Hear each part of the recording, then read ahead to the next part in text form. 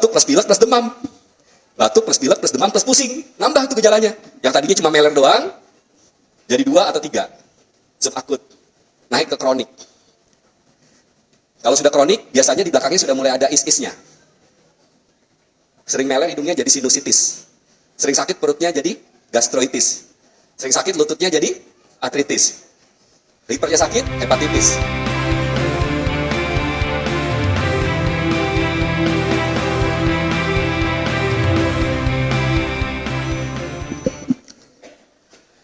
Nah, warnanya juga harus kuning keemasan ya, kuning keemasan.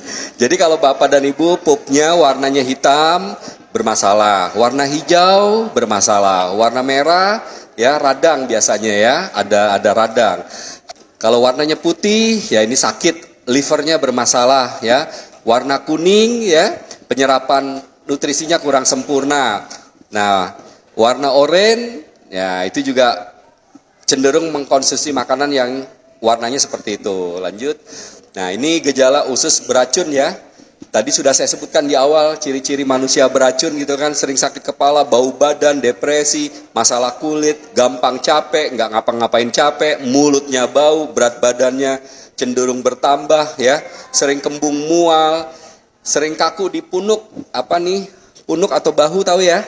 Punuk tengah, bahu itu kiri dan kanan.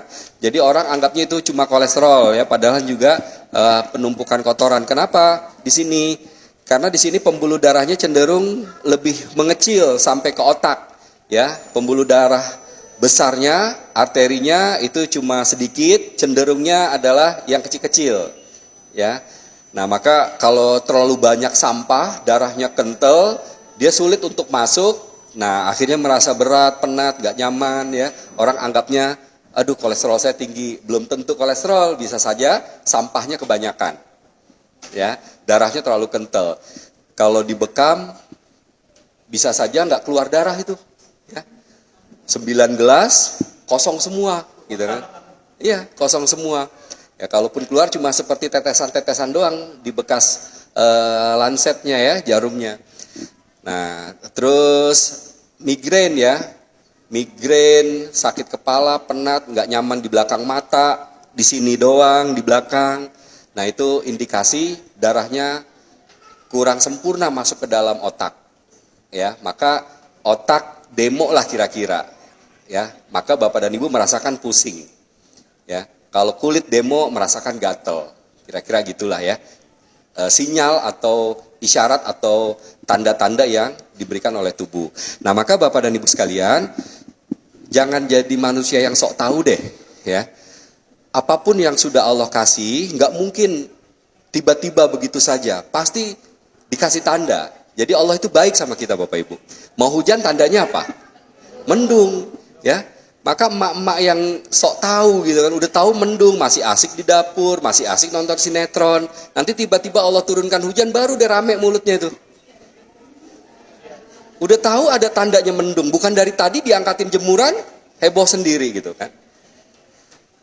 Nah, ibu-ibu nih satu deret depan nih, pernah pusing nggak kepalanya? Bapak-bapak yang di belakang pernah pusing nggak kepalanya? Terus kalau pusing, umumnya masyarakat larinya kemana? Kemana? Beli apa? Beli obat? Pusing. Ini pusing karena semalam begadang netain anaknya. Ini pusing karena nggak punya duit. Ini pusing nggak jadi LED. Ini pusing karena haid. Ini pusing nggak punya kerjaan. Ini pusing pengangguran. Obatnya Revagan gitu. Sok tahu itu manusia.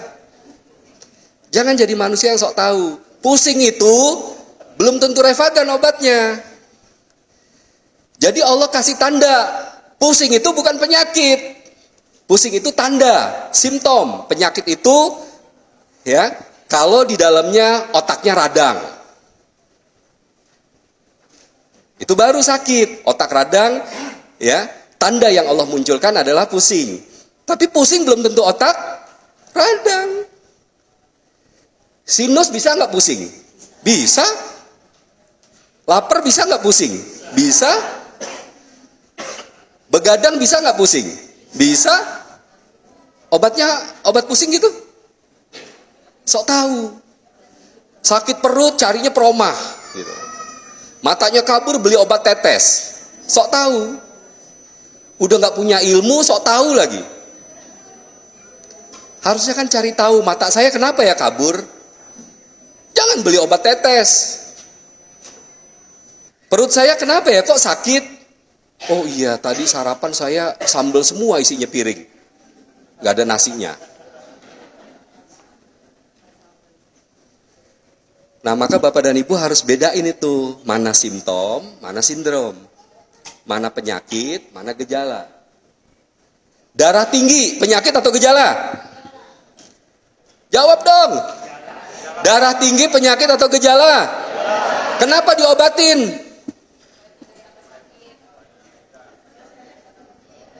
Kenapa diobatin? Kalau gejala nggak usah diobatin. Yang namanya diobatin itu penyakit. Kalau gejala dihilangkan, bukan diobatin. Orang mau melahirkan darah tinggi nggak? Bisa darah tinggi. Terus dikasih obat penurun darah tinggi gitu supaya sembuh? Enggak. Kenapa dia darah tinggi? Stres, ketakutan. Katanya kalau lahir sakit, Pak. Takut sobek. Ininya udah ketakutan. Jadi akhirnya hipertensi, nggak bisa tidur dia. Gelisah, akhirnya naik tekanan darahnya. Nah, obatnya apa? Obat? Bukan, ditenangin. Dibuat nyaman, diajak ngobrol, dibikin enjoy, itu obatnya. Bukan dikasih penurun darah tinggi. Bisa dipahami ya? Jadi jangan sok tahu perkara kesehatan. Bapak Ibu nggak ngerti, nggak tahu, kecuali dokter ya. Dokter, perawat, bidan, atau praktisi yang memang pernah belajar ilmu kesehatan, boleh deh itu. Ya, tapi kalau nggak ngerti ilmu kesehatan, jangan sok tahu deh. Jangan jadi korban iklan. Iklan sakit perut, obatnya itu dibeli. Korban itu. Clear ya? Jadi apapun yang dirasakan itu belum tentu penyakit. Penyakit yang berbeda bisa saja gejalanya sama. Orang sakit paru-paru bisa pusing, sakit ginjal bisa pusing. Nah, itu. Nggak kawin-kawin pusing nggak? Nah, itu. Obatnya Paramek gitu, nggak kawin-kawin pusing. Nah, maka jangan sok tahu jadi manusia gitu ya. Untuk perkara kesehatan kita nggak paham kecuali memang udah belajar ya. Jadi cari tahu kenapa ya Pak kok saya sekarang badannya pada pegel. Nah, orang yang sudah paham kesehatan ditanya 2-3 hari terakhir Ibu ngapain? Saya main bulu tangkis. Setiap hari Ibu main bulu tangkis? Enggak, udah 30 tahun saya nggak pernah main bulu tangkis. Ya wajarlah pegel. Terus diapain? Diobatin? Nggak usah, 2-3 hari juga hilang sendiri. Kalau mau dibantu, kasihan sama tubuh, balur MHS, selesai. Bukan beli obat pegelinu, bukan beli obat anti sakit, anti radang, penghilang rasa sakit, salah besar itu. Karena dia bukan sakit. Nyambung ya? Jadi bedain antara gejala sama sindrom. Gejala adalah tanda yang Allah kasih. Jadi Allah tuh nggak jahat, tiba-tiba orang stroke itu nggak ada, tiba-tiba orang koroner itu nggak ada, tiba-tiba orang kena kanker itu nggak ada. Pasti dikasih gejala dulu. Nah, hambanya aja yang pada ngeyel. Udah tahu sering dikasih pusing, nggak cari tahu kenapa pusing. Kan bisa saja ada kanker di otaknya. Bisa nggak? Bisa. Udah ketahuan masanya, udah nggak bisa nahan dia rasa sakitnya baru udah dicek. Ternyata kanker. Ternyata sudah 2 tahun. Kenapa nggak dari dulu gitu? Kalau sudah terlihat masanya kan jadi lebih susah ngobatinnya. Gitu ya. Udah tahu dikasih tanda, sering mules, sering sakit, kalau pup berdarah warnanya merah. Karena masih kuat, masih bisa ditahan, sakit gak usah dimanjain. Wah, so tahu kan? Akhirnya sudah kronis, naik kepada degeneratif, baru berobat. Ya kan? Bapak dan Ibu sekalian, perhatikan, saat Bapak dan Ibu lahir, tingkatannya itu bertahap. Ya, dari normal, lahir normal semua alhamdulillah ya. Punya mata, punya rambut, bisa bergerak, bisa melihat, bisa jalan, normal ya. Oke? Karena ketidakfahaman, banyak racun dan sampah masuk, akut. Udah mulai sering pusing, flu, pilek, demam, batuk. Karena nggak paham, sok tahu beli obat dari warung. Gitu kan? Sembuh? Enggak. Buktinya nambah. Yang tadinya cuma batuk doang, nambah. Batuk plus pilek. Batuk plus pilek plus demam. Batuk plus pilek plus demam plus pusing. Nambah itu gejalanya. Yang tadinya cuma meler doang, jadi 2 atau 3. Subakut. Naik ke kronik. Kalau sudah kronik, biasanya di belakangnya sudah mulai ada is-isnya. Sering meler hidungnya jadi sinusitis. Sering sakit perutnya jadi gastroitis. Sering sakit lututnya jadi artritis. Hipernya sakit, hepatitis. Otaknya sakit, meningitis. Parangtritis. Apalagi?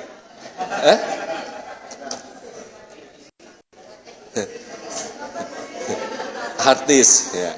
Udah itu. Kalau sudah masuk ke dalam tingkatan kronis, baru deh sibuk berobat. Berobatnya juga masih ngaco. Terbang-terbang kayak burung. Dokter sana nggak sembuh, pindah lagi dokter sana nggak sembuh, pindah lagi dokter sana nggak sembuh. Hilang udah keyakinannya tuh. Sabar, yakin, istiqomahnya udah nggak ada. Cuma jadi teori doang kan. Masuk deh ke tingkatan degeneratif. Bahasa kerennya degeneratif itu penyakit yang sudah susah untuk disembuhkan.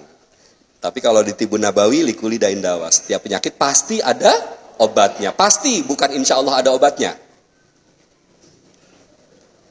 Aku yang nurunkan penyakit, aku juga yang memberikan obatnya, kata Allah begitu. Jadi babnya sudah bab yakin, sabar dengan ikhtiar berobat, gitu kan. Istiqomah, sembuh deh. Nah, hampir rata-rata kita kalau sudah sakit kayak burung, pindah sana, pindah sini, berobat sana, berobat sini. Alhamdulillah kalau masih ke dokter. Ini ke Udin, pesulap merah, gitu kan. Berobat sama batu, nyelupin air diminum, udah gak jelas, minum air kencing. Tempelin tangan di televisi, gitu. Transfer energi, ya udah gak jelas itu berobatnya.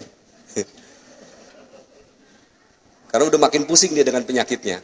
Karena dari kesoktahuan tadi kan, dari ketidakfahaman. Nah, maka Bapak dan Ibu sekalian, konsep sejarah kedokteran Islam, konsep total healing, itu harus melekat di otak Bapak dan Ibu. Ya, bahwasanya sakit itu awalan karena memang spiritual kita yang salah. 50% spiritual itu penyebab Bapak dan Ibu sakit. 20% mental. Mental itu cara berpikir. Ya. Pernah nggak Bapak dan Ibu ngelihat orang lagi ngomongin orang? Ada yang cakep nggak mukanya? Orang lagi ngomongin orang, cakep nggak mukanya? Nah, kayak hantu mukanya. Nggak ada orang negatif. Tuh, suaminya tuh udah monyong-monyong mukanya. Itu ciri-ciri orang yang otaknya jelek, itu mukanya jelek. Nggak mungkin lagi ngomongin orang, ih subhanallah, Bapak itu pelit. Nggak ada ngomongin jelek itu sumringah, nggak ada. Atau dibalik, Bapak dan Ibu ngomongin jelek, ngomongin kebagusan dengan wajah yang jelek, gak bisa. Itu sudah kodrat memang begitu, sudah Allah fitrahnya memang begitu. Coba perhatikan orang yang suka gibah, mukanya kayak setan. Iya, serem-serem mukanya, kayak monyong-monyong kalau ngomong. Ininya salah ini. Mencurahkan tuh hati ke muka itu wajah, serem. Ya, wudunya juga nggak jadi mencerahkan. Bukan percuma, bukan. Ya, maka pentingnya spiritual, mental. Mental bagian dari spiritual bukan? Mental, cara berpikir bagian dari spiritual. Yang berikutnya apa? 20% lagi, emosi. Ya, emosi. Bapak dan Ibu sekalian, ya, hampir banyak orang yang spiritualnya bagus, mentalnya bagus, dia nggak bisa tahan dengan emosinya. Nah, itu juga bagian dari spiritual, emosi itu. Yang 10% itu fisik. Bayangin, fisik itu cuma bentuk ikhtiar Bapak Ibu. Ya. Saya sangat yakin kalaupun Rasulullah misalnya cuma doain doang sahabat atau siapapun pengikutnya yang sakit itu bisa sembuh, tapi tidak diperkenankan begitu, diikhtiarkan, disuruh ambil air putih, dibacain Al-Fatihah, disuruh minum. Nah, itu bentuk ikhtiarnya. Ya, dengan bekam itu bentuk ikhtiarnya. Dengan ruqyah itu bentuk ikhtiarnya. Jadi yakinnya sudah, sedikit keyakinannya dibagi kepada orang pengobatnya, yang ngobatin, sedikit keyakinannya dibagi kepada obat yang sedang diikhtiarkan untuk dikonsumsi, ya. Yakin, sabar deh. Dengan ketentuan. Kenapa? Karena sakit siapa yang kasih? Yang bisa menyembuhkan? Bukan si pengobat, bukan obatnya. Bukan si pengobat, bukan herba ini, bukan. Maka jangan aneh kalau Bapak dan Ibu nanti jadi seorang terapis, ada orang yang sakitnya sama, 3 orang yang sakitnya sama, ya, yang insya Allah simsalabim aja bisa sembuh, penyakit gampang gitu kan, tapi yang satu 7 bulan nggak sembuh-sembuh, yang satu cuma 2 minggu berobat sembuh, yang satu 3 tahun berobat nggak sembuh-sembuh. Kenapa? Karena ada 3 perkara yang Allah kasih kepada kita semua. Ada orang sakit karena ujian, ya. Ada orang sakit karena musibah, kemarin di Cianjur tuh. Ada yang mati, ada yang hilang, ada yang gila, ada yang nggak ketemu, ada yang sakit. Ya. Ada orang sakit karena diazab sama Allah. Dan kita nggak pernah tahu kita itu sakit kenapa. Dan kita cuma bisa berdoa, ya Allah semoga sakitku ini karena ujian darimu. Maka sebenarnya pada saat kita ikhlas, kita tahu penyakitnya penyakit ringan dan kita syukuri, Allah lunturkan dosa-dosa kecil kita. Ya.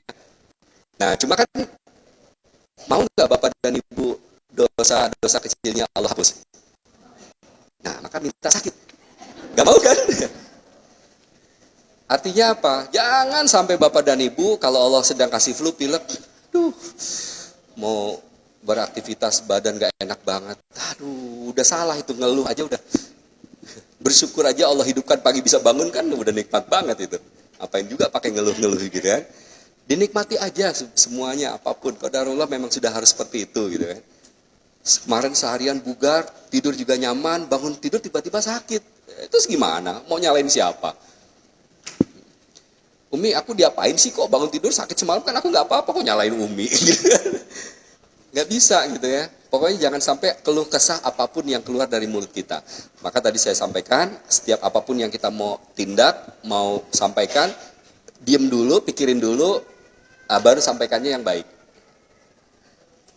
Bisa insya Allah? Bisa ya.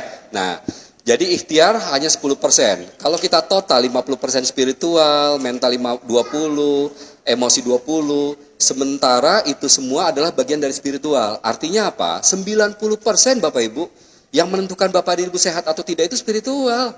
90%.